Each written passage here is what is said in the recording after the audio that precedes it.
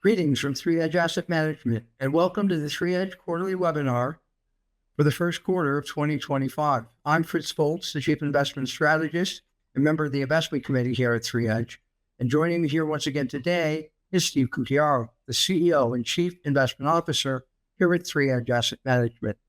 Today, Steve and I will take a look back and review the first quarter of 25, as well as what's transpired thus far in April, since the first half of this month almost makes what happened in the first quarter seem a bit quaint.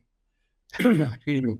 Then Steve will share our current outlook for the global capital markets, our positioning for the remainder of 2025 and beyond. Obviously, a great deal going on in the global capital markets. We have a great deal to cover. Let's start with a firm overview. We do that each quarter.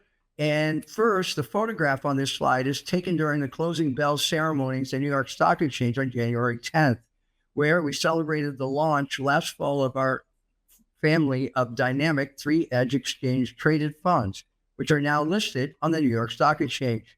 There are 4 dynamic ETFs, which you can see the tickers for those underneath the photo.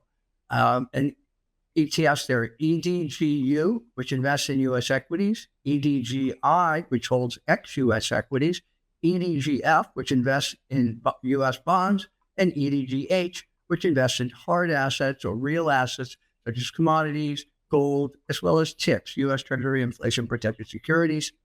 And the concept with the family of ETFs, it enables the independent advisors we work with on CHAMP platforms to create our strategy using our 3Edge ETFs. We've been pleased to see our family of ETFs continue to grow, and we recently crossed over the $300 million mark in the ETFs. Firm-wide, our assets also continue to grow. We've now reached $1.5 billion in AUM and over $600 million in AUA.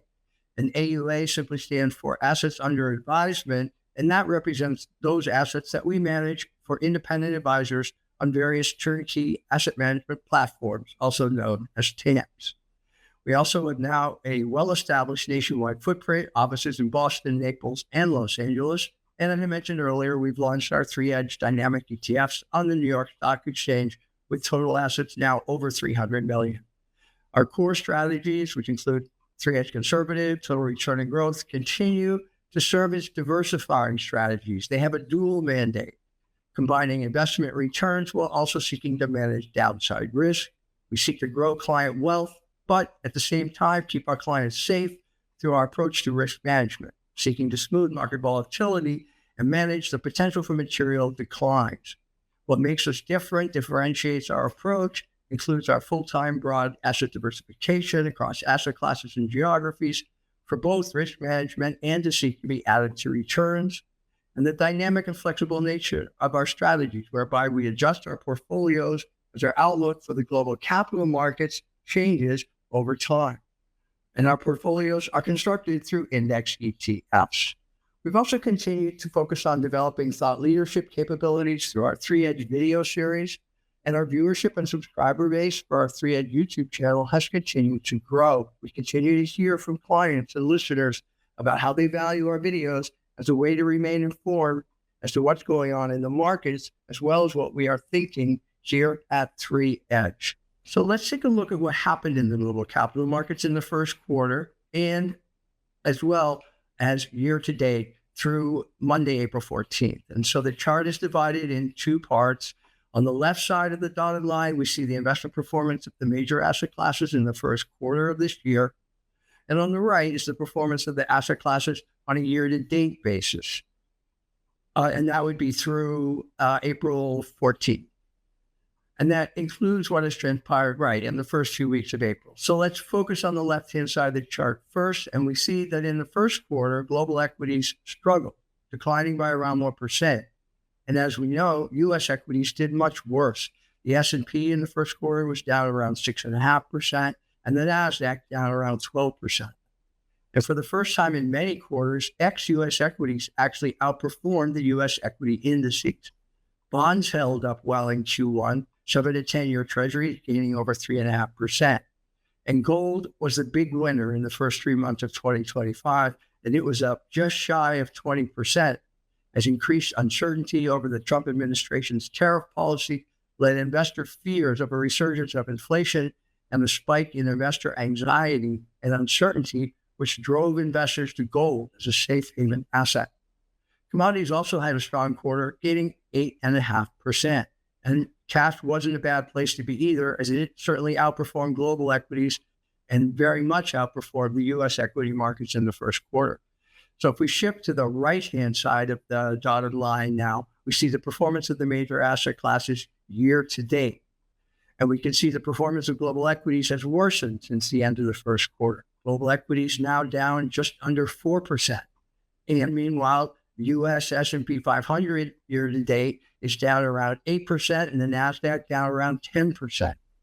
Thus far in April, bond yields have been rising and prices declining.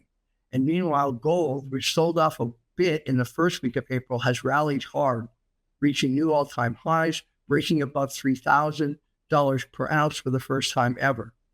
And all commodities remain positive year to date. They sold off during the first 2 weeks of April with a decline in the price of oil, fears of a recession, and the commensurate decline in demand for commodities going forward.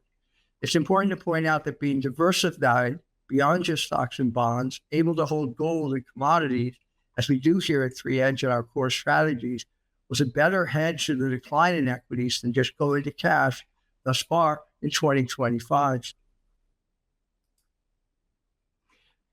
So this next slide shows the performance of our three core strategies going from left to right: 3Edge Conservative, Total Return, and Growth. And the line charts show investment performance of each strategy versus their benchmark since inception.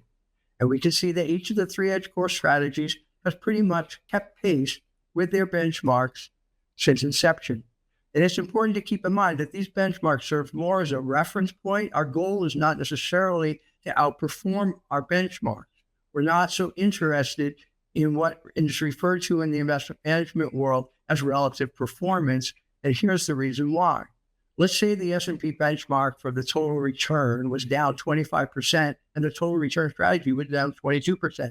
We would have achieved relative outperformance, but we wouldn't be bragging about outperforming our benchmark, since we would not accept such a material decline in our client portfolios. So now let's look at the table below the charts, which on the first line shows the average annual performance since inception of each 3Edge core strategy. The next line down the table shows how much risk was taken to achieve those returns as measured by maximum drawdown. And maximum drawdown, we feel, is a more meaningful measure of investment risk. It refers to the largest peak to trough decline in the value of a portfolio before that peak is reached again. Sometimes I describe it as if you're the unluckiest investor in the world, you're getting at the top and then at the bottom of the worst peak to trough period of performance. How much of a decline would you have experienced? Maximum drawdown shows how well a portfolio manager has managed risk in client portfolios. They kept clients safe, particularly during periods of market declines. And what the table here shows that each 3Edge core strategy has achieved its investment returns while taking much less risk than their S&P benchmarks since inception. We can also see on the table here on the fourth line down the performance of each core strategy in the first quarter. And each of the strategies has outperformed its benchmark in Q1. Lastly, I'm pleased to report that year to date, 3Edge Conservative is up approximately 1.3%, and 3Edge Total Return is down a mere 10 basis points, while the S&P, as I mentioned, has declined around 8%. Our growth strategy has also done what it has returned with less risk than its benchmark. And it's important to keep in mind that the 3Edge growth strategy was started at a later date, which is why its performance numbers are not the same as the first two strategies. All right, let's take a closer look at conservative briefly, and investment performance in the conservative since inception, now updated through the end of the first quarter. And for advisors and clients alike, 3Edge Conservative can serve as a complement or partial replacement for bonds. So in this slide, we compare 3Edge Conservative with the S&P Aggregate Bond Index. That's the middle column, which is often referred to simply as the AG. It's an index designed to measure performance of publicly issued U.S. dollar-denominated investment-grade debt. And we also compare conservative to a common municipal bond index, since many individual investors hold portfolios of muni bonds. And on the table on the left of the chart, we can see the top line of the table that since inception through the end of the first quarter, 3-Edge Conservative has outperformed both the aggregate bond and the municipal bond index, and it has outperformed the muni bond index on both a pre-tax and an after-tax basis. And we can also see from the second line in this chart, the line immediately below the performance line, that 3-Edge Conservative has not only outperformed since inception, but it has done so with 1/3 the risk of the aggregate bond index and less than half the risk of the muni bond index, as measured by maximum drawdown. So this is an interesting slide. This next slide looks at the performance of the S&P 500 and the NASDAQ since the market peaked back on February 18th through yesterday, Tuesday, April 15th. And the dotted vertical line marks what is referred to as Liberation Day, which was Wednesday, April 2nd, when President Trump announced his sweeping tariff policies on U.S. trading partners. The S&P 500 is represented by the blue line, while the NASDAQ is the gold line. And what we can see is that Liberation Day and President Trump's announcement introduced a great deal of market volatility, including a dramatic downturn and much raised investor anxiety. And 3-Edge Strategies navigated this period in a much steadier fashion. Year-to-date returns are positive for conservative and break even for total return, with much less of a drawdown. Since the February market peak, the S&P has declined approximately -12%, and the NASDAQ fallen by minus 15%. So this slide simply shows that we have, in response to investor demand, expanded our offerings, which means that we are offering now more strategies than just the 3-Edge core strategies. And the reason that we've done this primarily is investor demand. Some investors are looking, for example, for a pure equity exposure. And so we have 3 equity strategies: U.S. equity, global equities, and aggressive equity. And one strategy where we're getting a lot of interest is the 3-Edge Income Plus strategy, which is a tactical multi-asset income generating strategy that has a 5-year track record and has become very popular with advisors and with their clients. And so with that, we covered a lot of ground because a lot has happened here in the first quarter and up through yesterday and into today. So now I'm going to turn things over to Steve, and he's going to provide our outlook for the global capital markets. And then once he wraps up, we will dig into the questions that we received. Steve, over to you. Thank you, Fritz. And what I'd like to do is give you the results of all our deep research. We have a lot of confidence in our research. It doesn't always reflect what Wall Street is telling clients at this moment, but we have a lot of conviction. I do want to also say that we've received a large number of emails and messages from our clients. And many of them were simply thanking us for keeping their portfolios safe. And that's been really heartwarming to our team. Many of them also had questions about tariffs. So I'd like to begin by talking about tariffs. And for the entire audience, just to define what a tariff is, the tariff is very simply a tax that we impose on a U.S. company that imports goods from overseas. And that's what it is. Now, we have had experience over the last 100 years with tariffs. This is not something new. And if we think of the last 100 years, we go back to 1930, when we had a situation really quite similar to what we've had recently. In 1928, we had a new president elected, President Herbert Hoover, who had a business background and was thought to be able to continue the Roaring '20s, which was seeing record stock market gains over and over. He and a number of congressmen talked more about cooperating less with international partners and prioritizing U.S. first, U.S. businesses, U.S. labor, U.S. farmers.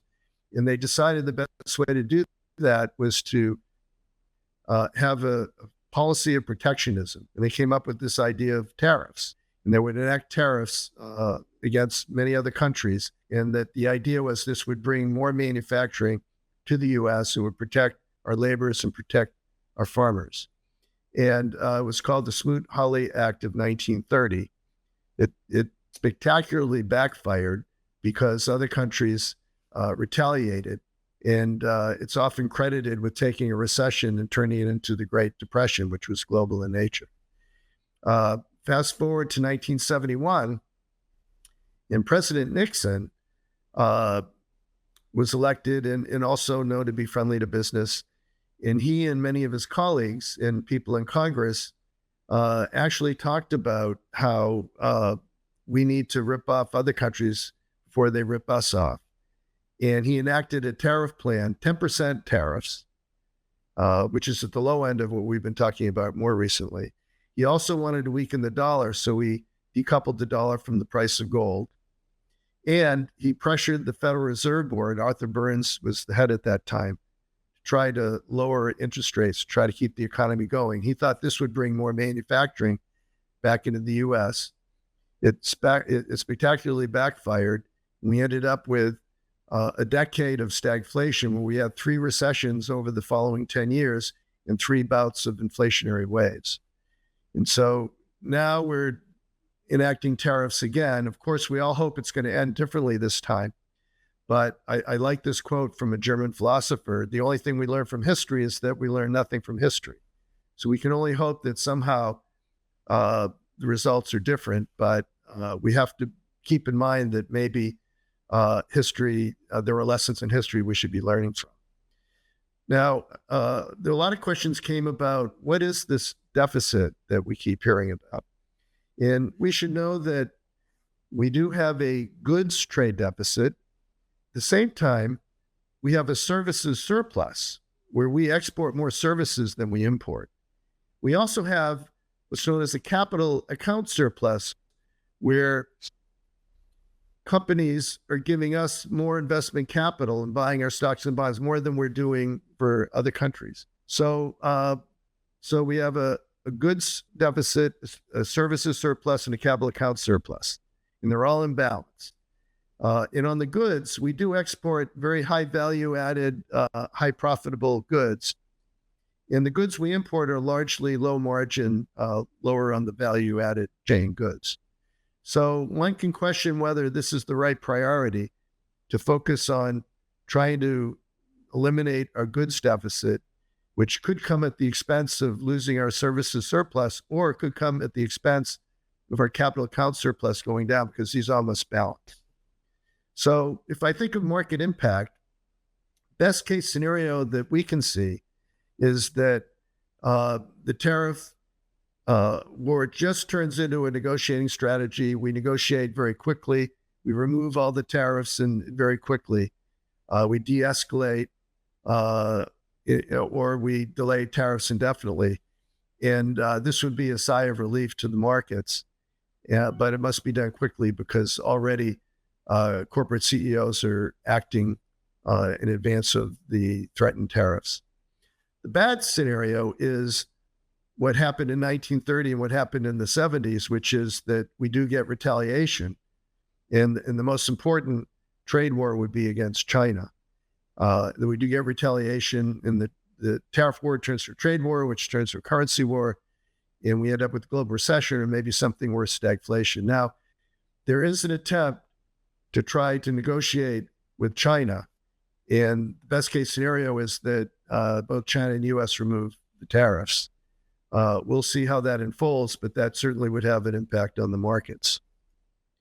Now, one thing you won't hear from Wall Street very much, but we believe very strongly based on a lot of deep research on valuations, is that we believe over the last 100 years, there have been 3 major stock market bubbles. Stock market bubble is not necessarily entirely bad. There is a very good aspect to bubbles. Usually during stock market bubbles, that's when a lot of investment, a lot of enthusiasm goes in and creates some of the best innovations that civilization has seen. So in the Roaring 20s, we had great inventions, electricity, radio, automobiles, mass production, all thriving in the Roaring 20s bubble. Problem was that investors are human beings that often exaggerate or often get caught up in all the excitement, and they tend to overpay for investing in these bubbles, and they tend to cause extremely overvalued markets that continue on and on because investors tend to be trend following, and that causes a feedback loop that persists, a virtuous cycle. And the bubble keeps expanding until there's a catalyst to pop it. And in the 1930s, it was the unwinding of the stimulus, it was the economic slowdown, and it was the tariff and trade war. The result was, despite all these great inventions, stock prices go way overboard and then ended up falling over 86%. Now, the second great bubble of the last 100 years, we call the tech stock bubble.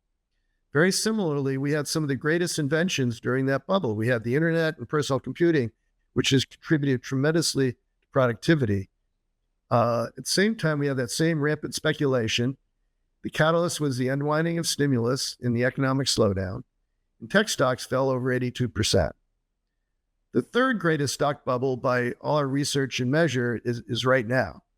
We can call it the AI bubble, and we have tremendous breakthrough advances in AI. I have no doubt that this is going to create great productivity improvement over the years looking forward. Problem is, like the other bubbles, we've had rampant speculation. We've overpaid to invest in all the excitement. And so now we look at what could the potential catalysts be. One is unwinding a stimulus. Another is an economic slowdown. And the third is the tariff and trade war, which we seem to be going down that path. I love this quote from Alan Greenspan when he looked back and he said, "It's really hard to tell when you're in a bubble until after it bursts." So another sign, this is a really important chart. One reason why people have been so enthusiastic about the stock market, including Wall Street, is that earnings per share of the U.S. stock market, as measured by the S&P, have grown 4 times since the rally started back in 2009. That's a huge growth in earnings and something everyone should be excited about. Talks about the value of all of our companies. Problem is that investors getting overly exuberant have driven the prices per share up 8 times. And what we know is over time, these two have to equal. So it's another sign that we're in a bubble. And I love this quote from Warren Buffett. Stocks can't outperform businesses indefinitely. And he talks about in the past how in the short term, the markets are a voting machine, but in the long term, they always are a waiting machine. And these things do correct. Now, this chart doesn't show the performance of the stock market in blue. It shows an indicator called the price to sales ratio, which is one of many, but a very important indicator of overvaluation.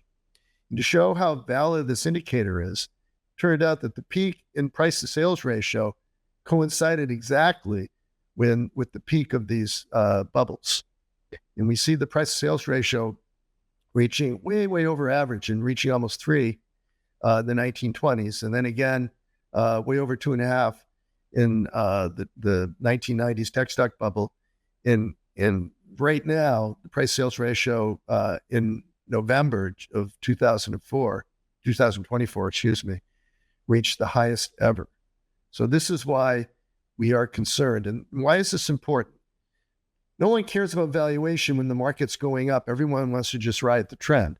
When the market starts to go down, people ask an important question: how low can it go?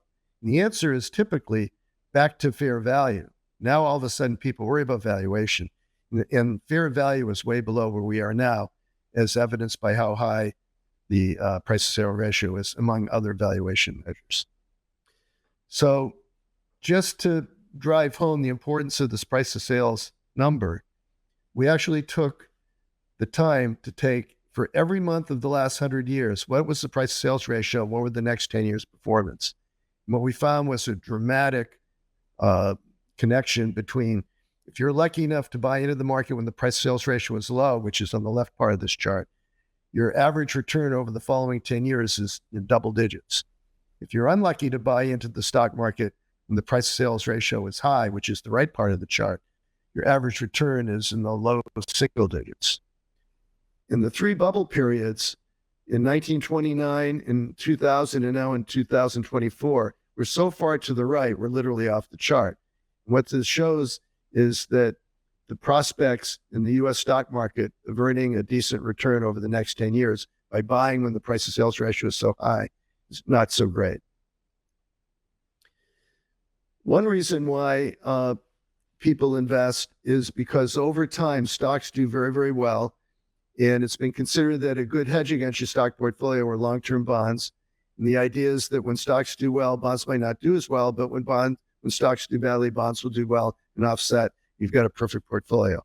And most Wall Street firms suggest investors should be in a 60-40 portfolio, 60% stocks, 40% bonds.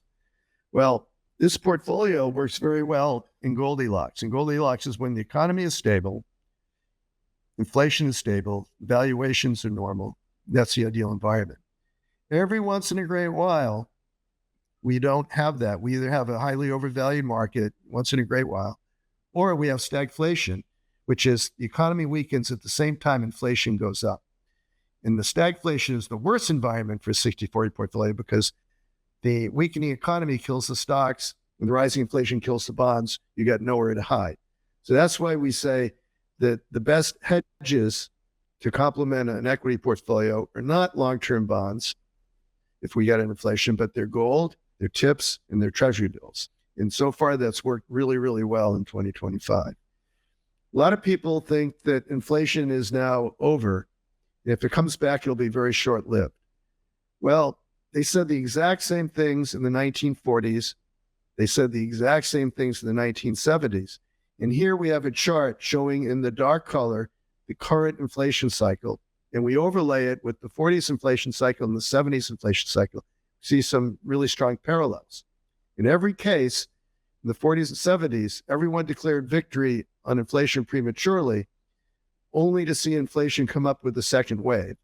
And we have to worry about that currently, and that second wave could be exacerbated by tariffs. And some people say, well, tariffs is just a one-time adjustment. It's not real inflation.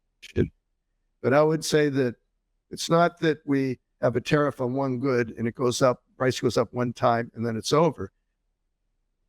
There are thousands and thousands of goods, and they're not all going to be reflected at the same time. They're going to be lags and leads, and they're going to be ripple effects. And so this could really go on for quite some time if the tariffs stay in place. A way to reinforce this idea that bonds are no longer the best hedge in your portfolio and you should consider other assets is this following chart.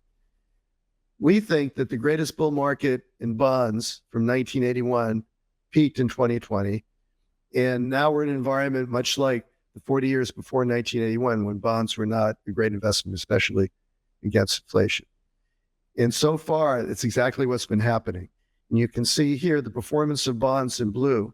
And this includes the total return of investments against gold, which earns no interest or dividends, but appreciates when you have the threat of rising inflation, the threat of rising debt levels, threat of stagflation, you have geopolitical risk, you have the threat of financial repression, you have central banks who are looking to diversify away from their dollar assets, buying more and more gold. And it should be pointed out that most of the gold in the world is already above the ground, stored in vaults, and all the gold in the world can fill, would fill about 2 or 3 Olympic-sized swimming pools. That's it. So if the world decided it was time to allocate some of their portfolios to gold, that would be a huge extra demand that we don't currently see. Now, here's the good side. The good side in the short term is that market bubbles have shown in the past to last far longer than logic might suggest. Why is that? Well, you get investors that have been conditioned by the recent past that every time they bought the dip, they were rewarded. And that could happen again. It's too early to say that this bubble is burst for good. Maybe there's a big change in the tariff policy. Maybe there's another wave of buying the dip.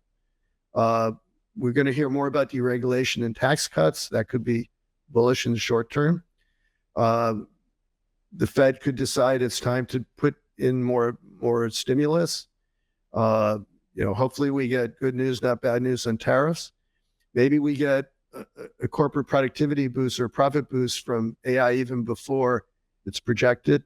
So these could all be reasons why the bubble might have one more rebound. At the same time, if it does, we still say It's just an overvalued market getting more overvalued. So we think the upside's limited. People should be careful. A lot of people have been noticing that for the first time in many, many years, international stocks are outperforming U.S. stocks. And how common is that? So we put together this chart that shows that the pendulum swings back and forth over the decades. And you have these long stretches of outperformance where U.S. stocks outperform international. It almost seems like, why bother at all with international diversification? And then you've got these multi-year periods where international outperforms U.S.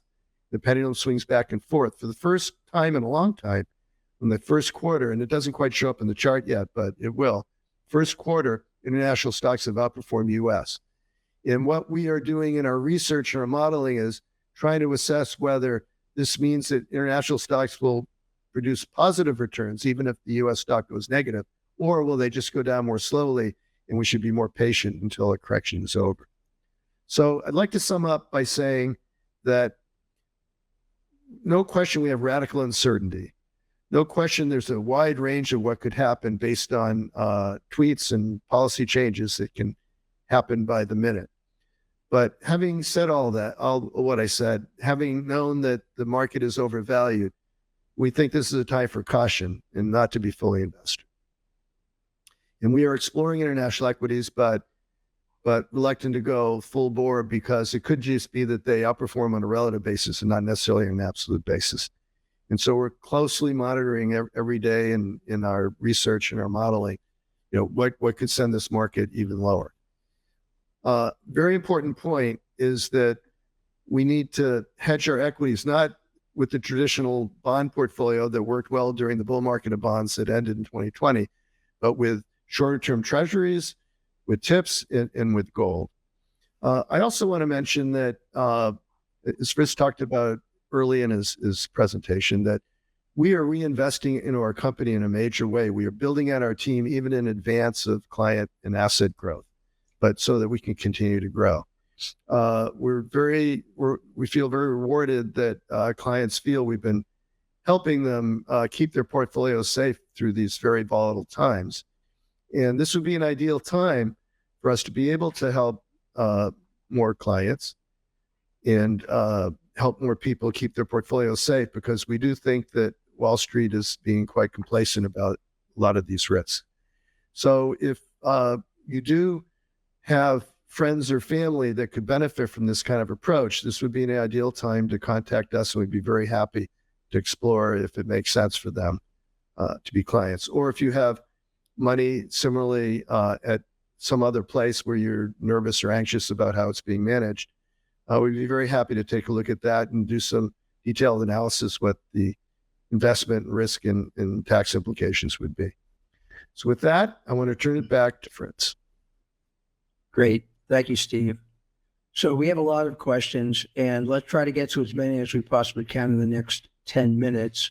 And so the first question is, what is our assessment of the probability of a U.S. recession in 2025? It's another question that we see frequently and I read about frequently. I had the pleasure several months ago of meeting with the head of the National Bureau of Economic Research. And why that's important is the National Bureau of Economic Research is the official body that declares recessions. And we had a long talk. It was great. Basically, what he explained was that their job is not to predict recessions. Their job is to call them after the fact. And they want to make sure all the data is in line, and then they will declare a recession, but then they'll often go and backdate it 5 or 6 months. That happens almost every time.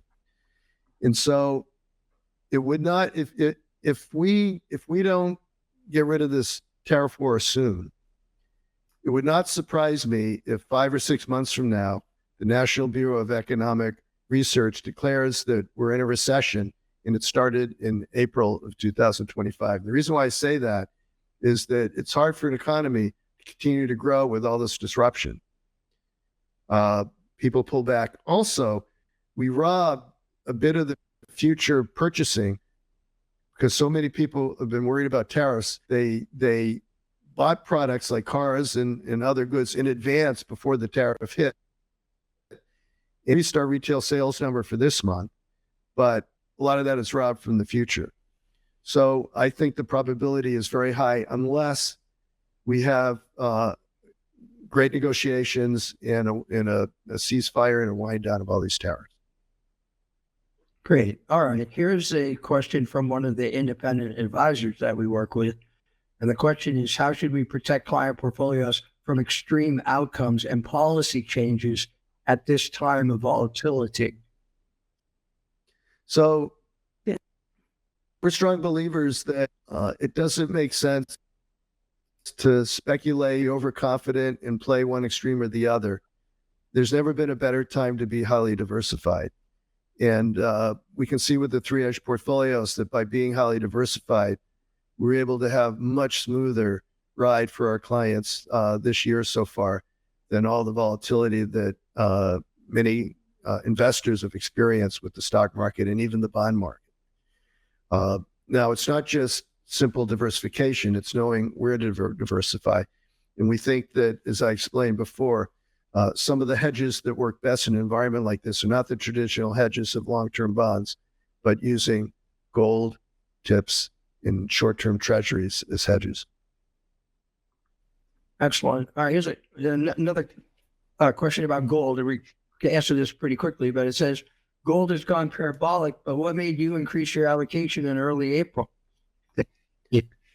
Fritz, you just gave me a feeling of deja vu. I got this exact question back in the mid-2000s. We had bought gold at $268 an ounce. It went up to $500, almost double. And clients asked that exact same question. Gee, we did so well with the gold. You bought it when no one liked it, and now here it is. Let's take profits. And I explained, no, because the model in our research and the factors that were driving gold higher still persisted. And we hung in until the gold peaked in the 2011, 2012 timeframe at a much higher price. And so while the future price of gold is dictated by events that haven't happened yet and totally dependent on decisions by government heads and so on, so far, our model is still positive gold. It can still go higher. And people should realize that when they think about buying gold, they're not buying, in this sense, we don't think of it as buying a shiny yellow metal. We think of gold as just a way to measure the value of paper money, because the price of gold is simply the price at which you can trade gold, which has been a store of money for 5,000 years, for a paper currency, which hasn't been around nearly that long. And because there are so many things that can happen in the world to weaken the value of paper money, and not just our US dollar, but all paper money, because with all the conflict going on in the world, foreign central banks are trying to diversify away from US dollar assets and looking for a store of value, and gold is one of those stores of value. Yeah, I think that's right. Here's a good question, and it gets to the talks about the U.S. dollar, which has really become a much more important part of the conversation recently. And the question is that there's speculation that the Trump administration would like to see a weaker dollar. And what's the best way to hedge against the possibility of a weaker dollar? I feel like that's a good segue from your gold response. Sure. So there are mixed messages coming out of the administration. President has been quoted over the years and more recently saying that he would like a weaker dollar so that it can help our exporters. The Treasury Secretary is a bit more nuanced and realizes that as a global reserve currency, a weaker dollar can cause all kinds of problems. And he says, no, we have a mandate for a strong dollar. So there's a mixed message there, but the dollar has become weaker. And the short-term benefit is, oh, well, now our exporters can be more price competitive on the market. Downside is that that's kind of a temporary adjustment. And then as emerging markets have found, when they try to weaken their currencies, they just lose competitiveness. And they invite inflation, because when you import with a weaker dollar, you have to pay higher prices for the goods you import. So that's not a panacea. The best way to hedge, people often think of foreign currencies, and that is possible. And right now, the yen, which had been so undervalued for so long, is now finally starting to appreciate. The euro, which had been very weak for quite a while, is now starting to appreciate. And so if one were to buy international equities, rather than hedge those equities for their currencies, we would recommend not to hedge the currencies to get more currency diversification. But we still think the best way to hedge against the potential weakness of the dollar is through gold. Here's a question that I think is important. And the question is that you mentioned gold and commodities have outperformed cash so far this year or in the quarter. And then the question is cash also part of your strategy is the model calls for it? And I think that's a differentiator for us as well, because we don't just look at cash as a place to go when you don't have an idea of what to do. We consider it a legitimate asset class. So maybe you could expand on that just a wee bit. That's right. We think of cash as short-term treasury bills. And there are certain market environments where that's actually the preferred investment. For instance, if we have a liquidity crisis, if we have credit contraction would be bad for stocks, bad for bonds, even bad for hard assets, but it would be great for cash. We saw that in the early 1980s in spades, and cash was king. So cash can sometimes be the most preferred alternative. But then, as you mentioned, Fritz, it can also be dry powder, so that if there is a more sustained correction or a bear market like we've seen in history, we can be the ones that have the dry powder that take advantage of buying into the market at those low price to sales ratios, at those low valuations, just when other people that didn't have any cash are forced to sell their stocks at these low valuations and take big losses. All right. I think we have time for one more question.